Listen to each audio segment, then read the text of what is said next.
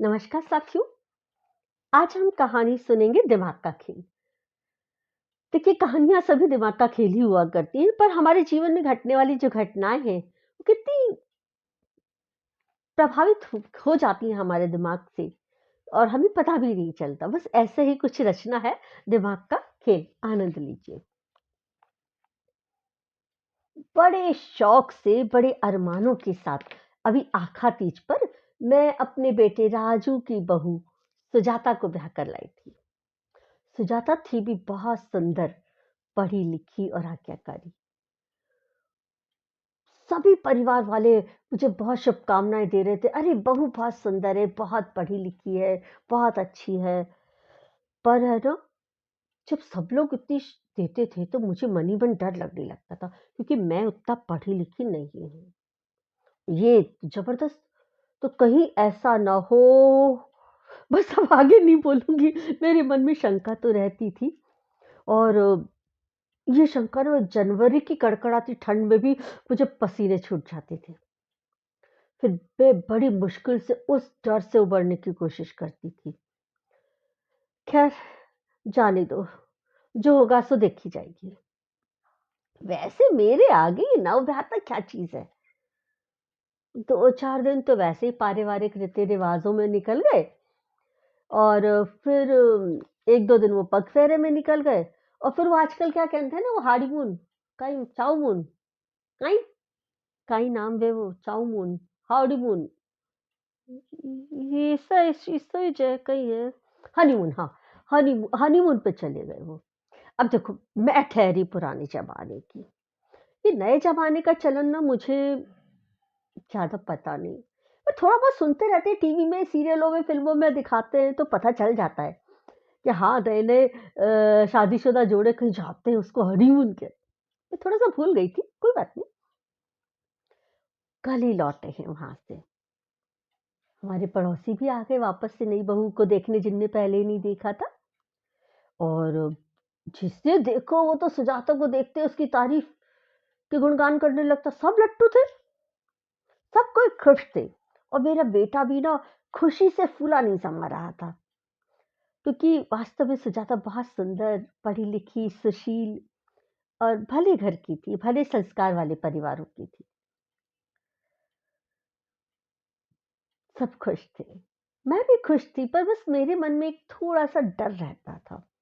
खैर, आज शाम को बाजार से ना जब वो राजू लौटा, तो थैले में 5 किलो गाजर उठा लाया और मुझसे बोला, माँ, वो चूल्हा पूजन कराओगी ना बहू से? अपनी बड़ी बहू से तो, भाभी से तो गुड़ के पुए बनवाए थे। आप ऐसा करो ना, इस बार गाजर का हलवा बना लो। मेरे को हलवा खाने की बहुत इच्छा हो रही है। इस मौसम में गाजर का हलवा मिल जाए तो मजा आ जाता है। देख बेटा, ऐसा है कि अपने यहाँ परंपरा तो गुड़ के पुए बनवाने की है। मेरी बहू तो गुड़ के पुए बनाएगी। अरे माँ, मैं तो गाजर लेकर आया था, गाजर का हलवा बनवा लो ना, क्या होता है, पुए तो पसंद भी नहीं किसी की। अरे बेटा, पसंद नापसंद नहीं देखी जाती। खैर चल, तू कहता है, इतनी सारी गाजर भी आ गई, वो भी खराब हो जाएगी। कोई बात नहीं, चिंता मत कर, गाजर का हलवा भी बनवा लेंगे। और शगुन के नाम पर मैं 2-4 पुए भी बनवा दूंगी। ठीक है? खुश अब तो? हाँ हाँ हाँ, ठीक है। पर शगुन, अब ठीक है, हम शगुन के लिए करना है गुड़ का तो मैं करवा लूंगी, तू चिंता मत कर। पर गाजर का हलवा भी बन जाएगा, तू चिंता मत कर। हमारी बात सुनकर सुजाता भी आ गई थी। मैंने तुरंत आदेशात्मक स्वरों में वो गाजर के थैला जो था, सुजाता को पकड़ाया और कहा, बहू रानी, आज गाजर का हलवा बना के दिखाओ। पहली रसोई में तुम गाजर का हलवा बनाओगी। सुजाता भी खुश हो गई। शायद उसके भी मन यही बनाने का था, मुझे लगता है। खैर, जो भी हो, तुरंत वो रसोई में चली गई। मैंने थोड़ी देर बाद, करीब घंटे भर बाद ना, सुजाता को आवाज दी कि बेटा, वो गाजर की जो छीलन होगी वो लाके इस टोकरी में डाल दो, मैं बाहर गाय को डाल दूंगी कचरे में, खा लेगी गाय। ठीक है माँ जी, मैं अभी लाई। कहकर वो अंदर गई और मुट्ठी भर इतना सा छीलन लेकर आई और डाल दी। हाँ, ये क्या, 5 किलो गाजर की इतनी सी छीलन! मैं मन ही मन बुदबुदाई है। हे भगवान, इसे तो गाजर छीलना भी नहीं आता, ये हलवा कैसे बनाएगी। मैं अपना माथा पकड़ के बैठ गई। थोड़ी देर में तो गाजर का हलवा हमारे सामने आ गया, पर मेरे दिमाग में तो गाजर का हलवा बनाने की विधि घूम रही थी अभी तक तो, और सारा दिन लगता था मुझे तो। पर वो बड़े शौक से, ले लो माँ जी खाओ। ठीक है, मैंने भी एक चम्मच चखा तो सारा मुंह ना गुस्से के मारे लाल हो गया, क्योंकि किरकिरा था, किरकिरा रही थी। और वो तो होना ही था, जब उसने गाजर को ठीक से मोटा मोटा छीला ही नहीं, तो हलवा कैसे अच्छा बनता भला। हम तो गाजर को पहले अच्छा मोटा मोटा छीलते हैं, फिर कद्दूकस करते हैं, फिर उसको 2 बार पानी में धोते हैं, बिल्कुल गंदगी को साफ करके अच्छे से निचोड़ते, फिर जाके कढ़ाई में चढ़ाते, तब शुरू करते हैं बैगन का बनवा। और ये तो फुअर निकली लड़की तो बिल्कुल। पर खैर, अब क्या करें, कहाँ इतने स्वादिष्ट से हलवे की उम्मीद कर रही थी, और ये कहाँ किरकिरा हलवा मिला है। खैर, अब क्या करें जी, पढ़े लिखे लोग गंवार निकले, तो अब अपन भी क्या करें, अब किस्मत को भी कितना दोष दूं। मैं तो बस बड़बड़ा कर रह गई। मेरा सारा दिन न बेकार गया। बहू को शगुन देना तो जरूरी था, एक मजबूरी सी लग रही थी। मैंने भी ऐसे 100 का नोट पकड़ाया और बस बाला टाल दी, और कह दिया, उसको हिदायत भी दे दी, अब इसको किसी और के सामने मत रखना, मैंने तो खा लिया बस, अब ठीक है, और किसी को मत देना ये, नहीं तो हमारी थूथू उड़ेगी कि कैसी बहू आई है, इसको गाजर का हलवा भी बनाना नहीं आता। सुजाता बगैर कुछ जवाब दिए अपने कमरे में चली गई। अगले दिन बड़े भैया आए जयपुर से। उस वक्त ना मैं दोपहर में सो रही थी बाहर ऐसी धूप में खटिया डाल के, तो मुझे पता नहीं चल पाया कि वो आ गए हैं, और उन्होंने आने की कोई सूचना भी नहीं दी थी। जब मैं उठी तो देखा कि वो रसोई की तरफ से आ रही, 2 प्लेट हलवा गरम गरम भाप उड़ रही थी उसमें से। अरे भैया आप। हाँ दी, मैं ना वो इधर अपने ऑफिस के काम से आया था, फिर थोड़ी सी भूख लगी तो मैं घर आ गया कि चलो कुछ खा पी लेते। अरे तो मुझे उठा लिया होता, मैं कुछ बना देती। लो बैठो, इससे पेट नहीं भरेगा, मैं थोड़ा आलू का पराठा बना देती हूँ, तो थोड़ा सा आधार हो जाएगा, चाय भी बना लेंगे। अरे नहीं नहीं, मुझे तो अभी हलवा खाने की इच्छा है। और उन्हें 1 प्लेट मेरी तरफ बढ़ा दिया, और एक तरफ खुद के लेके, खुद ने जैसे ही चम्मच लेके खाया, और ये बड़ा स्वाद है, क्यों दीदी कैसा है, स्वादिष्ट है ना। अरे हाँ भैया, ये तो बहुत स्वादिष्ट है, बड़ा अच्छा बनाया आपने तो। अरे दीदी, मैंने बनाया, अच्छा तो बनना ही था। हाँ, ये बात कही तूने, वाकई बहुत स्वादिष्ट हलवा है। अरे दीदी, मैंने बनाया है तो स्वादिष्ट कैसे नहीं होगा, है ना। खाओ खाओ, आराम से खाओ। मैंने क्या देखा, मैंने सोचा कि उसको आवाज देती हूँ सुजाता को, और कहा, बेटा देख, इसे कहते हैं गाजर का हलवा, इसे खा के देख, और मेरे भैया से ही सीख ले, कैसे स्वादिष्ट हलवा बनाया इन्होंने, देख।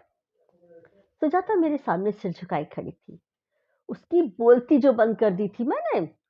पर भैया को ना अच्छा नहीं लगा, वो बोली, तुम सुजाता से ऐसे कैसे बात कर रही हो।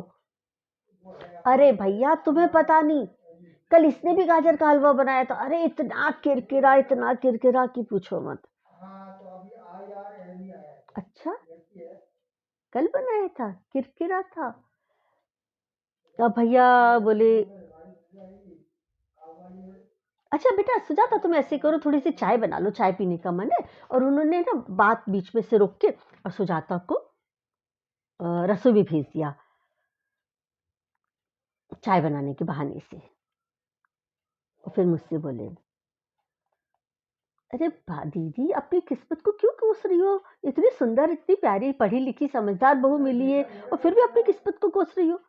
अरे भैया, तुम्हें पता नहीं, कल वाला खा के देखो, अभी फ्रिज में रखा होगा, दिखाऊंगी तो पता चलेगा, ऐसा किरकिरा है कि पूछो मत।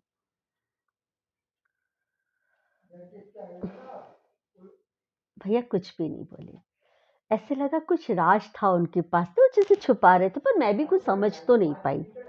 खैर,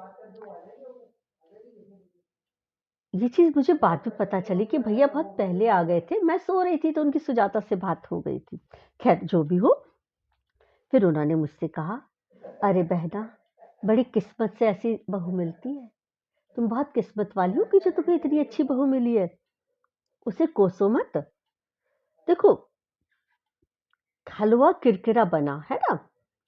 एक्चुअली क्या है कि तुम्हारे दिमाग में जो चीज थी, तुम जैसे बनाती हो, बनाने की जो विधि थी, तुमने अपनी मम्मी से, दादी से, नानी से वही सीखी थी कि वैसे ही बनाते, क्योंकि पारंपरिक तरीका तो वही है हलवा बनाने का। पर जो सुजाता है, उसने वैज्ञानिक पुस्तकों से पढ़कर सीखा है, समझा है। पढ़ी लिखी है तो पढ़कर समझा। तो उसने जो वैज्ञानिक तरीके हैं, उनके आधार पर सीखा कि किस तरह से जो भोजन है, खाद्य पदार्थ है, सब्जियां हैं, फल हैं, अनाज हैं, उनमें किस तरह से पोषक तत्वों को बचाया जा सकता है। ये सारी जानकारी वैज्ञानिक पुस्तकों में होती है। तो वो उसने पढ़ी, वो उसने समझी, तो उन्हें उस आधार पर बनाया। देखो, जो आप कह रही हो ना कि उससे मोटी छीलन नहीं निकाली, उससे ऐसे हल्की सी छीलन दी, देखो इसमें परेशान होने वाली कोई बात नहीं है। जानती हो, गाजर की जब अपन मोटी परत छीलते हैं ना, तो उसके गाजर में जो पाए जाने वाले जो ऊपरी परत है, उसमें पाए जाने वाला जो विटामिन बी कॉम्प्लेक्स है, एक पोषक तत्व होता है ना, जो अपने को बहुत ताकत देता है, वो नष्ट हो जाता है, क्योंकि वो ऊपरी परत में ही पाया जाता है। अपन ने उसको छील के फेंक दिया तो वो खत्म हो गया। फिर दूसरी चीज जो तुमने कहा कि हम कद्दूकस करके उसको पानी से धोते हैं ताकि उसमें कुछ मिट्टी नहीं रह जाए, गंदगी नहीं रह जाए।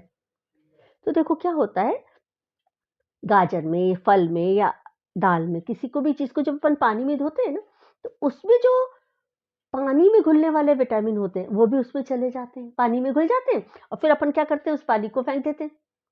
तो उस पदार्थ में, जैसे गाजर में पानी से धोया, तो गाजर में पाने वाले जो विटामिन थे, जो कि पानी में घुलने वाले होते हैं, घुलनशील होते हैं।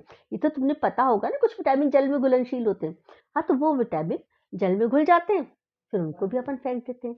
तो देखो, दो तरह से, एक तो विटामिन बी कॉम्प्लेक्स जो ऊपरी परत पे हुआ था, वो अपन ने फेंक दिया। दूसरा, पानी से धोकर हमने जो पानी में घुलने वाले विटामिन थे, जो कि गाजर में थे, उनको भी हमने फेंक दिया। तो दो नुकसान हमने अपने कर लिए। फिर तीसरा, जबकि इसकी ज़रूरत नहीं थी। अब मिट्टी हाँ, हो जाती है, कई बार भी ज़मीन में होती है गाजर, तो मिट्टी तो फँसी रह जाती है, तो उसको काट के निकाल दो। और छीलने से पहले ही खूब अच्छे से धो लो ना, पानी में भिगो के धो लो, खूब अच्छे से रगड़ के धो लो। बाद में नहीं धोएँगे, पोषक तत्व बच जाएँगे। क्योंकि छिलका रहने से अंदर तक पानी पहुँचता नहीं है, तो ज उसके अंदर जो विटामिन होते हैं, वो पानी में घुलते नहीं हैं। तो यहाँ भी विटामिन की बचत हुई। अच्छा, अब तीसरी चीज़, तुमने अपनी मम्मी को यही करते देखा था, और फिर उसके बाद गाजर को कढ़ाई में पकाया, और इसने सुजाता ने तो कुकर में डाल दिया। तो अब देखो, जब अपन कढ़ाई में पकाते हैं, तो क्या होता है, भाप के साथ भी जो वाष्पीकृत होने वाले विटामिन है, वो भी उड़ के निकल जाते हैं। इसने कुकर में पकाया, तो जो वाष्पीकृत होने वाले विटामिन थे, वो भी इसमें बचे रह गए। अब वो भी इसमें बच गए। अब इससे क्या हुआ, कढ़ाई में अपन पकाते हैं तो समय बहुत लगता है ना? उसमें कुकर में तो बहुत जल्दी बन गया। तो देखो, समय की बचत हुई, ईंधन की बचत हुई, क्योंकि गैस भी कम खर्चा हुआ, तो यहाँ पैसे की भी बचत हो गई अपनी। अब देखो, सुजाता ने कुछ भी नहीं किया, तो सब कुछ सिर्फ 3 जगह तो उसने बचत करी ना। गैस की बचत हो गई, समय की बचत हो गई, और पोषक तत्व, 3 तरह के पोषक तत्व, उनकी भी बचत हो गई। इससे तो लगता है ना कि सुजाता ने अपनी पढ़ाई का उपयोग अपनी रसोई में किया। उसने सब चीज़ों की बचत की, और ये विटामिन हमको बीमारियों से बचाते हैं, ताकत देते हैं, तो वो सब हमारे स्वास्थ्य की भी रक्षा होती है ना? अब ये सब जो बचत हुई, चूँकि सुनीता अब हमारे ही परिवार का हिस्सा है, तो हमारे परिवार की बचत हुई। तो इससे जो लाभ हुआ, वो तो अपने परिवार को ही हुआ ना। हाँ भैया, बात तो आपकी ठीक है, आपने बहुत अच्छे से समझाया। पर भैया देखो, एक बात अभी भी समझ में नहीं आ रही, जो कल वाला हलवा था, वो किरकिरा क्यों था? किरकिरा था, अभी भी देखना फ्रिज में पड़ा होगा, मैं आपको दिखाती हूँ। भैया एकदम हंस पड़े। मैंने इतनी जोर से अजमा के अपनी बात को कहना चाहा, पर भैया तो हंस पड़े। बोले हाँ, ये बात तो छूट गई। देखो, जो सुजाता ने बनाया था वो किरकिरा था, है ना? और जो मैंने बनाया वो बहुत स्वादिष्ट है। हाँ भैया, ये तो बहुत स्वाद बना है, कल वाला तो खाया ही नहीं गया। मैंने उनको बताया। अरे मेरी प्यारी बहना, यही तो मज़ेदार बात है कि हलवा मैंने बनाया ही नहीं, मैं तो वही हलवा जो फ्रिज में रखा था, जो कल सुजाता ने बनाया था, उसी को खाली गरम करके लाया हूँ। मेरा हाथ पड़ने से इतना स्वाद हो गया, है ना कमाल की बात? और जो तुमको कल किरकिराहट लग रही थी ना हलवे में और आज नहीं लग रही, वो मेरे हाथों का कमाल है, ठीक है? और कल जो लगी थी, वो तुम्हारे दिमाग का कमाल था। ये सब दिमाग का खेल है, क्योंकि तुम्हारे दिमाग में वही विधि, पारंपरिक विधि गूंज रही थी, जिससे हलवा बनाते, और सुजाता ने उस विधि से बनाया नहीं था, तो तुमको लगा कि हाँ, ये तो ऐसे नहीं करेंगे तो किरकिर आ जाएगी, मिट्टी रह जाएगी, तो तुमको वो तुम्हारा जो दिमाग है, उस हलवे में किरकिर होने का आभास दे रहा था। ओफ़ो! आया समझ में, ये सारा दिमाग का खेल है? हाँ भैया, वाक़ई अब महसूस हो रहा है। आपने तो मेरी आँखें खोल दी। वास्तव में सुजाता ने अपनी पढ़ाई का उपयोग बहुत अच्छा किया। हमारे परिवार को लाभ ही दिया। मेरी आँखों से पश्चाताप के आँसू जो हैं भर आए। आँखें डबडबाई और फिर मैंने सुजाता को पूरे मन से गले लगा लिया और भैया को भी धन्यवाद दिया कि तुमने मेरी आँखें खोली।